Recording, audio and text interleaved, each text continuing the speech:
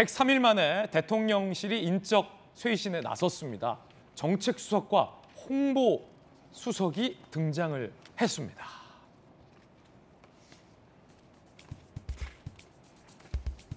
김은혜 홍보수석으로 교체가 됐고 이관섭 정책기획수석이 신설됐습니다.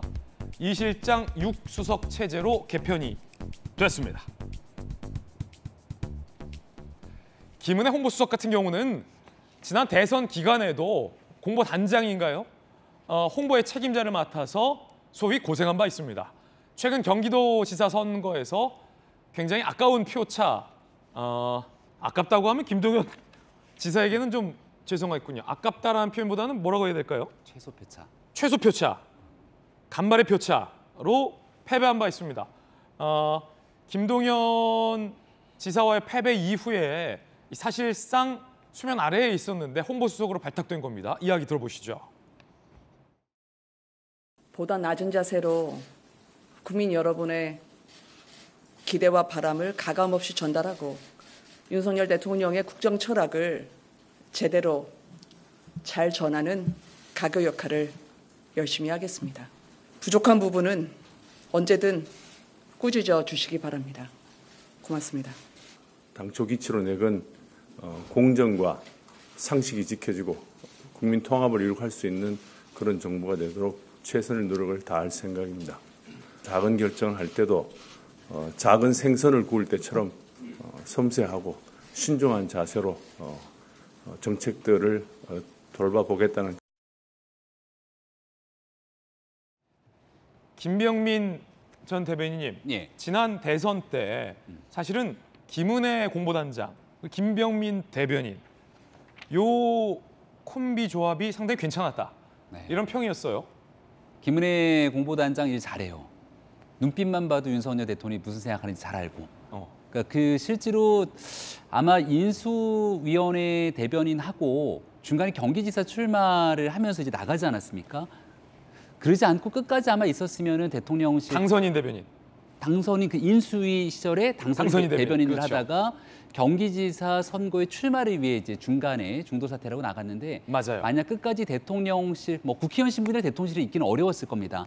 대통령실의 이 홍보 수석 등으로 끝까지 자리매김을 했다면 굉장히 안정적으로 메시지 관리가 됐을 거다라고 얘기하시는 분들이 상당했습니다. 그러니까 결국 중요한 건 대통령실이 여러 실력 있는 분들이 있더라도 이게 이제 그 짧은 시간 안에 호흡을 맞춰야 되고 정책에 대한 많은 국민들께 홍보해야 되는 측면들 더불어서 위기 관리가 왔을 때 메시지를 조정하는 능력들이 필요한데 기자들과의 이 호흡 측면이라든지 대통령의 생각들을 가장 잘 전달하는 이런 일들 속에서 홍보 수석으로 가 있지만 전체적인 메시지 관리까지 함께 진행하지 않을까 싶어서 이게 옛말에 갖는 것 같습니다. 김병민 대변인 더 잘 아시겠지만 옛말에 아다르고 어다르다 이런 말도 있고 님이라는 글자에 유행어 가사 중에 점 하나만 찍으면 뭐가 됩니까?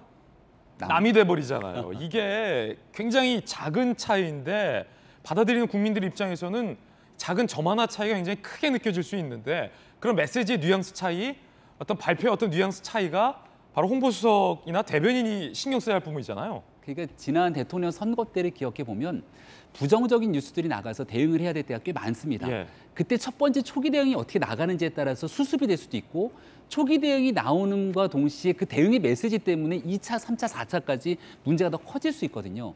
이때 이제 강성적으로 메시지 대응을 잘못 가는 기조들이 있을 때 김은혜 당시 공보단장이랑 몇 번 얘기를 주고받으면서 조금 더 톤을 누그러뜨리고 최대한 국민 눈높이에 맞춰서 그렇지. 반성할 때는 철저하게 반성하는 모습들을 가져가자 했던 기억들이 문득 떠오르는데요.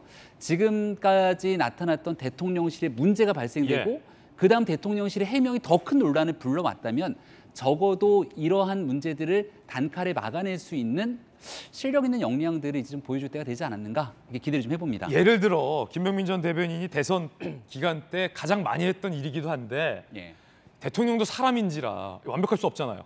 도어 스태핑이나 뭐 기자들 앞에서 아니 이만큼 훌륭한 분이 어디 있습니까? 하고 대통령이 휙 들어가 버리면 대변인이나 홍보수석이 그때 해야 할 일은 기자들이 아니 이 대통령 말씀 이게 무슨 뜻이냐라고 했을 때 아니 이 사람이 제일 훌륭하다는 게 아니라 이런 점이 있는데 좀 잘 봐달라라는 얘기를 대통령이 이제 좀 간결하게 한 것 같다라고 이제 기자들에게 이른바 마사지라고 하잖아요, 전문용어로. 백브리핑 뒤에 대변인의 백브리핑이 필요한 거죠. 이게 이런 수위 관리를 좀 해야 되는데 이게 사실 고도의 능력이란 말이에요. 왜냐하면 대통령께서 말씀을 하고 이제 들어갑니다. 근데 여기에 조금 문제가 될 법한 발언을 직감적으로 인지를 했다면 대통령은 따라 들어갈 게 아니라 남아서 이 내용들을 관리하고 때로는 내 몸을 던져가면서 오히려 대통령의 싱크가 쓰이는 게 아니라 대변인의 싱크가 쓰일 수 있도록 만들어주는 게 어찌 보면 그 안에 있는 참모들의 역할일 수 있겠죠. 김병민 대변인이 그 선거 때 그거 잘했잖아요. 대통령 센 발언하면 나서서 대통령께서 말씀하셨던 얘기. 기자들 뜯어 말리고 이런 거. 그러니까 그런 일들을 뭐 지금 안 하고 못 하고 있다는 것이 아니라 아무튼 현재까지 드러나 있는 문제들이 꽤 국민들께 전달이 된 것 같은데 그래도 대통령실에서 자타가 공인하는 최고의 선수가 투입된 만큼 이제 오늘부터 좀 달라지지 않을까 하는 기대감을 가지는데 예. 여러 측면에서 이 추석까지 얼마 안 남았거든요.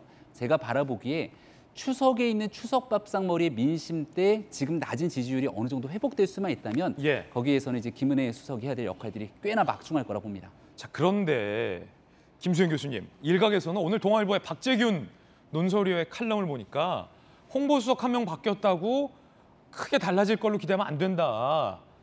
국민들은 포장지만 바꿨다고 거기에 속지 않는다라는 굉장히 날카로운 지적도 있더라고요.